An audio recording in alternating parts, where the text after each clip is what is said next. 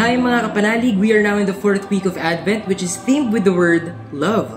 Ang bilis ano? So Wednesday, simula na ng Christmas season.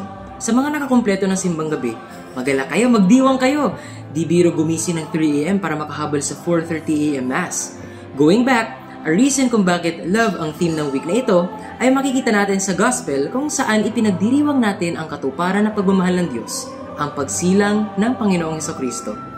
Sa Gospel, nagmadaling pumunta si Maria sa pinsan niyang si Elizabeth at pagdating ni Maria sa bahay, binati siya ni Elizabeth na nagsasabing, "Pinagpala ka sa mga babae at pinagpala rin ang dinadala mo sa iyong sinapupunan. Sino ako upang dalawin ang ina ng aking Panginoon?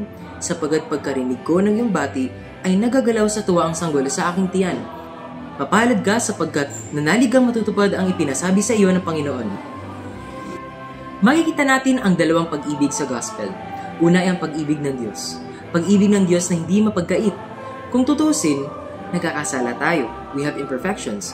Pero dahil mahal tayo ng Diyos, nais niyang maligtas tayo sa kasalanan sa pamamagitan ng pagpapadala ng kanyang bugtong na anak. And second, is yung pag-ibig ni Maria. Hindi biro ang magsabi ng yes, ng oo sa pagtawag ng Diyos. Lalo na wala rin katiyakan si Maria sa mga possibilities na mangyari. Pero hey, sa pagsasabi niya ng oo, tinanggap niya ang lahat ng may pagmamahal. It's a calling for all of us na malapit na tayo sa Christmas season. It doesn't purely mean na sa lahat ng pagkakataon, we always say yes.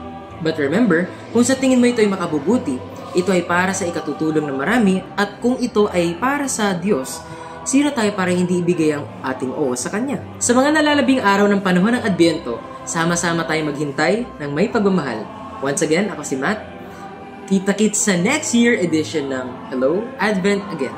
Kita-kits mga kapanalig!